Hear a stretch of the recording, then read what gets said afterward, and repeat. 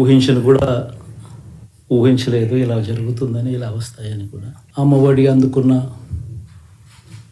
53 లక్షల మంది తల్లులకు మంచి చేసిన పిల్లలు బాగుండాలి, వాళ్ళ చదువులు బాగుండాలని తాపత్రయపడుతూ అడుగులు వేసింది. మరి అక్క చెల్లెమ్మల ఓట్లు ఏమయ్యాయో తెలీదు. 66 లక్షల మంది అవ్వాతాతలకు, వితంతులకు, వికలాంగులకు గతంలో ఎప్పుడు జరగని విధంగా మంచి చేసి వారి కష్టాల్లో తోడుగా ఉంటూ, వారి కష్టాన్ని అర్థం చేసుకుంటూ, వారి ఇంటికే పంపించే వ్యవస్థను సైతం తీసుకొస్తూ, ఎవరో మోసం చేశారో, ఎవరో అన్యాయం చేశారో అని చెప్పి అనొచ్చు, కానీ ఆధారాలు లేవు. ఏం జరిగిందో దేవుడికి తెలుసు. పెద్ద నేనైతే చేయగలిగింది ఏమీ లేదు. పెద్ద పెద్ద వాళ్ళ కూటమి ఇది. ఢిల్లీలో సైతం శాసించే పరిస్థితుల్లో ఉన్న కూటమి ఇది. ఆ కూటమిలో ఉన్న బీజేపీకి, ఆ కూటమిలో ఉన్న చంద్రబాబు గారికి, ఆ కూటమిలో ఉన్న పవన్ కళ్యాణ్ గారికి వాళ్ళ గొప్ప విజయానికి అభినందనలు. ఏమి చేసినా, ఎంత చేసినా ఇంకా 40% ఓటు బ్యాంకు మాత్రం తగ్గించలేకపోయారు. ఖచ్చితంగా మళ్ళీ ఇక్కడ నుంచి లేస్తాం. ప్రతిపక్షంలో ఉండడం కొత్త కాదు, పోరాటాలు చేయడం అంతకన్నా కొత్త కాదు. నా రాజకీయ జీవితం అంతా కూడా ప్రతిపక్షంలోనే గడిపా. 5 సంవత్సరాలు తప్ప పోరాటాలే చేశా. రాజకీయ జీవితంలో ఎవడు చూడని కష్టాలు కూడా అనుభవించా. ఇప్పుడు అంతకన్నా కష్టాలు ఏదైనా పెట్టినా కూడా సిద్ధంగా ఉన్నాం, సిద్ధంగా ఎదుర్కొంటాం. వైఎస్ జగన్ గారు కానీ వారు నాకు వ్యక్తిగతంగా నాకు శత్రువులు కాదు.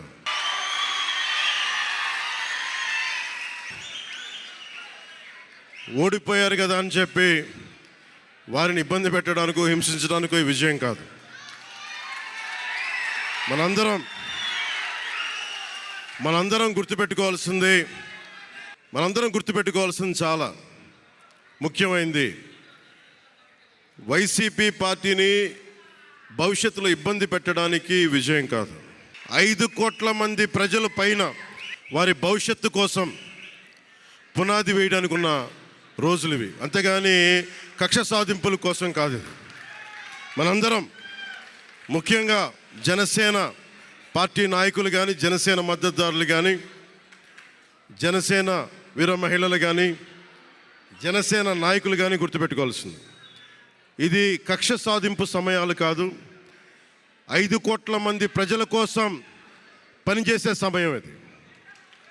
5 కోట్ల మంది పైచిలకు. ఆంధ్రప్రదేశ్ విభజన జరిగినప్పటి నుంచి ఈ రోజు దాకా మనం నలుగుతూనే ఉన్నాం. ఆ రోజులు అయిపోయినాయి, ఆ చీకటి రోజులు అయిపోయినాయి.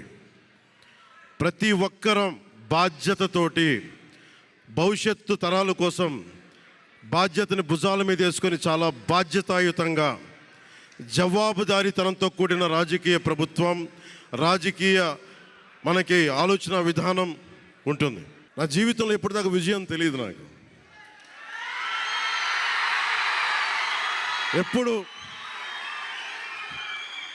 ఎప్పుడు ఒకే ఒకసారి సినిమాల్లో ఉన్నప్పుడు తొలి ప్రేమ అనే విజయం చూశాను.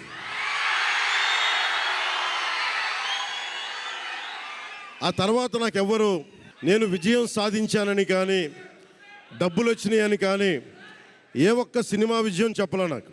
నా జీవితం అంతా ఎప్పుడు కూడా దెబ్బలు తింటానో, మాటలు పడతానో, తిట్టించుకుంటానో, నేను ఎంత ఎదిగా నాకే తెలియదు. మీ గుండెల్లో ఈ రోజు నన్ను తీసుకొచ్చి 21కి 21 గెలిచే వరకు నాకే తెలియదు.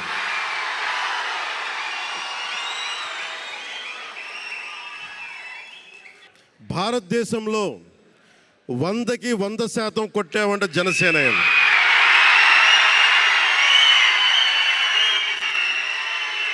100కి 100. ఇది అంటే నేను ఎందుకు ఈ విజయం జనసేన లేదంటే మన జన సైనికులు, వీర మహిళలో జనసేన నాయకులది కాదు, కేవలం వారిదే కాదు, 5 కోట్ల మంది ప్రజల ఆకాంక్షదే. మార్పు కావాలి, పాలన మారాలి. ఇవన్నీ చాలా మంది, కోట్లాది మంది ప్రజల ఆకాంక్ష. ఈరోజు ప్రజలు ఇచ్చిన తీర్పు ఇది. మనందరికీ చాలా జాగ్రత్తగా ఉండాల్సిన సమయం ఇది. కక్ష సాధింపుల సమయం కాదు ఇది. ఆంధ్రప్రదేశ్ భవిష్యత్తుకి పునాది, బలమైన పునాది వేసే సమయం అది. అన్నం పెట్టే రైతుకి అన్నం పెట్టే రైతుకి అండగా ఉండే సమయం ఇది. రక్షణ లేని ఆడబిడ్డలకి రక్షణ కల్పించే సమయం ఇది. ఆడబిడ్డల్ని, మహిళల్ని వారి కాళ్ళ మీద వాళ్ళు నిలబడగలిగేలా చేసే సమయం ఇది. నేను ఈరోజు ప్రభుత్వ ఉద్యోగులు కూడా మాటిస్తున్నాను. కాంట్రిబ్యూటరీ పెన్షన్ స్కీమ్ నేను చెప్పాను, నేను బాధ్యత తీసుకున్నాను. ఏరు దాటాక తెప్ప తగలేసే రకం కాదు నేను. కాంట్రిబ్యూటరీ పెన్షన్ స్కీమ్ దానికి సరి సమానంగా అది కానీ మీకు న్యాయం వచ్చేలాగా సంవత్సరంలోపు తీసుకొస్తాను అని మాట ఇచ్చాం. తీసుకొచ్చి తీరుతాం. ఆ మాట మీకు ఇస్తున్నాం. మెగా డిఎస్సి నోటిఫికేషన్ విడుదల చేయించే బాధ్యత మనం తీసుకుందాం. యువత విలవిల్లాడిపోతూ ఉన్నారు, యువత నలిగిపోతూ ఉన్నారు. మీ చదువులకి తగ్గ ఉద్యోగాలు కానీ, మీ స్కిల్స్ని పెంపొందించి మీకు ఉద్యోగాలు కానీ, నేను మీకు చెప్తున్నాను, నాకు చాలా పెద్ద బాధ్యత ఇచ్చారు ప్రజలు. ఈ రోజున మామూలు బాధ్యత ఇవ్వాల. గెలిచింది, పోటీ చేసింది 21, 2 పార్లమెంట్లు గెలిచింది 100%.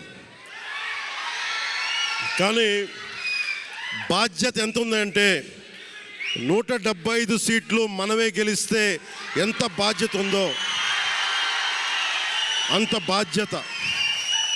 అంత బాధ్యతతో మేము పనిచేస్తాం. నాకు రాజకీయాలు డబ్బు అవసరం లేదు. నేను మీకు మళ్ళీ చెప్తున్నాను. మీకు నేను డబ్బుల కోసం, పేరు కోసం రాజకీయాల్లోకి రాలేదు. మీలాగా నలిగిపోతారు చూసారా ప్రతి ఒక్కళ్ళు.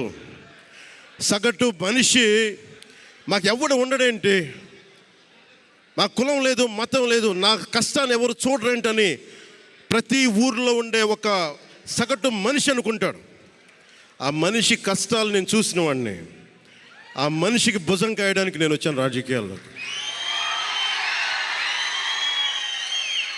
2019లో ఓడిపోతే నా మానసిక స్థితి ఎలా ఉందో ఆ రోజున, ఈరోజు గెలిచినప్పుడు కూడా నా మానసిక స్థితి అలాగే ఉంది. అంతే ధైర్యంతో ఉన్నా.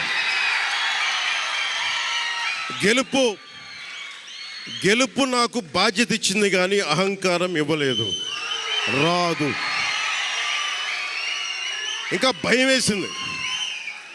అందరూ నాకు శుభాకాంక్షలు తెలియజేస్తూ ఉంటే నాకు భయం వేసింది. ఎందుకంటే ఇల్లు అలకగానే పండగ కాదు ఇది. ఇల్లు అలకగానే పండగ కాదు. చాలా చాలా బాధ్యత కూడుకున్నది. భీమవరం, గాజువాక 2 చోట్ల ఓడిపోయినప్పుడు ఈ రోజున ఇంతమంది ఉన్నారు. ఆ రోజున నా పక్కన నన్ను నమ్ముకున్న కొద్దిమంది తప్ప. కానీ నాకు ఒకటే అనిపించింది, నేను పరాజయం చూసి భయపడను, ఓటమి చూసి భయపడను. ఓటమి నాకు బలం ఇస్తుంది, ఓటమి నాకు ఉత్సాహం ఇస్తుంది అనుకున్నాను. మీరు పిఠాపురంలో పవన్ కళ్యాణ్ గెలిపించలేదు. కేవలం పిఠాపురం ప్రజలు పవన్ కళ్యాణ్ ఒక్కడిని గెలిపించలేదు, 5 కోట్ల మంది ప్రజల్ని గెలిపించారు మీరు.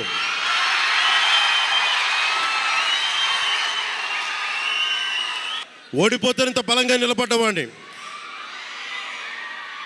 ఇంత గెలిపించి కాదు మీరు ఇచ్చింది, చిన్నపాటి జయం ఇవ్వాల, ఆకాశం అంత విజయం ఇచ్చారు మీరు మాకు, మా కూటమి ప్రభుత్వానికి.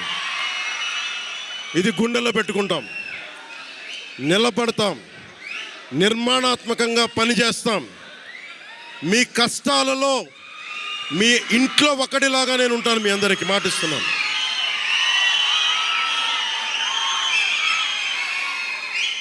మీ ఇంట్లో ఒక్కడిగా. ఒకటే గుర్తుపెట్టుకోండి, మా ఇంట్లో మా కుటుంబ సభ్యుడు. నాకు కులాలకి, మతాలకి, ప్రాంతాలకి అతీతంగా ప్రతి ఒక్కరు ఆలోచించాల్సింది, మా ఇంట్లో కుటుంబ సభ్యుడు పవన్ కళ్యాణ్. మా వాడు అసెంబ్లీలో అడుగు పెడుతున్నాడు, మా కష్టాల కోసం మాట్లాడతాడు. మా కష్టాల కోసం నిలబడతాడు. అది చేసి చూపిస్తాను. ప్రభుత్వం ఎలా ఉండాలి, అధికార యంత్రాంగం ఎలా ఉండాలి, రాబోయే రోజుల్లో మీకు అందరికీ చేసి చూపిస్తాం. నా సుదీర్ఘమైన రాజకీయ యాత్రలో ఈ 5 సంవత్సరాలు చూసిన ప్రభుత్వాన్ని నేను ఎప్పుడూ చూడలేదు. ఒక రంగం అని కాదు, ఒక వ్యవస్థని కాదు, ప్రజాస్వామ్య వ్యవస్థలన్నీ ఏ విధంగా ఇబ్బంది పడ్డాయో, ఏ విధంగా నిర్వీర్యం చేశారో మనం అన్ని చూసాం. దగ్గర అపోజిషన్ పార్టీకి రిక్వైర్డ్ నెంబర్ అంటే అపోజిషన్ లీడర్గా వచ్చే స్టేటస్ రాకుండా వచ్చాయి. అవన్నిటిని వర్పించే విధంగా ఈసారి ఊహించని విధంగా వచ్చింది. 55.38% ఓట్లు పడ్డాయి. దీంట్లో తెలుగుదేశానికి 45.60% పడ్డాయి. వైసీపీకి 39.37% పడ్డాయి. ఇది ఊహించినటువంటి ఒక్కొక్కసారి 95,000 మెజారిటీ. ఒకప్పుడు నేను చార్మినార్ ఎగ్జాంపుల్ చెప్పేవాడిని.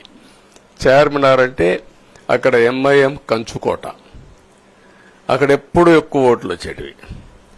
ఆ తర్వాత కుప్పం, సిద్దిపేట పోటీ పడేటి 2వ స్థానానికి. అప్పుడు కూడా 70,000, 80,000, 50,000 కాడ ఆగిపోయేవాళ్ళం. ఈసారి 95,000, 94,000, మళ్ళా 92,000, 91,000. మంగళగిరి లాంటి కాన్స్టిట్యున్సీ 91,000 మెజారిటీ. ఏ విధంగా అభివర్ణించాలో నాకైతే అర్థం కాదనమాట. అంత ఇదెళ్లిపోయినాయి. ఇవన్నీ చూసిన తర్వాత ప్రజలు ఇచ్చిన తీర్పు మీరు చూస్తే అహంకారం, నియంతృత్వం, విచ్చలవిడితనం, ఏదంటే అది చేస్తాననుకుంటే ప్రజలు క్షమించే పరిస్థితులు లేరు. అదే ఈరోజు నిరూపించే పరిస్థితికి వచ్చారు. ఈ 5 సంవత్సరాలు జరిగిన విధ్వంసం మీరు ఒకసారి చూసిన తర్వాత ఇది ఒక 30 సంవత్సరాలకు ఎంత డ్యామేజ్ చేయాలనో అంత డ్యామేజ్ జరిగింది. వ్యవస్థలు విధ్వంసమయ్యాయి, ఎకానమీ కుప్పగూలిపోయింది. అప్పులైతే ఎంత చేశారో ఇంకా లోతు పోతే తప్ప మనకు తెలియదు. ఎక్కడెక్కడ చేశారో, ఏమేం చేశారో తెలియదు. పాలకుడు అనేవారు ఏ విధంగా ఉండకూడదో, ఎలాంటి వ్యక్తులు రాజకీయాలకు అర్హత లేదో జగన్ హిస్టరీ ఒక కేస్ స్టడీ మీరందరూ గుర్తుపెట్టుకోవాలి. ఈ రాష్ట్రంలో మనం చూస్తే చాలా మంది పాలకులంటే ఎట్టుండాలో పనిచేశారు, పాలకుడంటే ఎట్ట ఉండకూడదో పనిచేసి దాన్ని ప్రపంచానికి ఒక కేస్ స్టడీ ఇచ్చే పరిస్థితికి వచ్చాడు. చాలా మంది ఓడిపోయారు, కానీ ఓడిపోవడం వద్దు, ఇక నువ్వే వద్దని ఓటేయడం డిఫరెంట్. అదే జరిగింది ఈరోజు.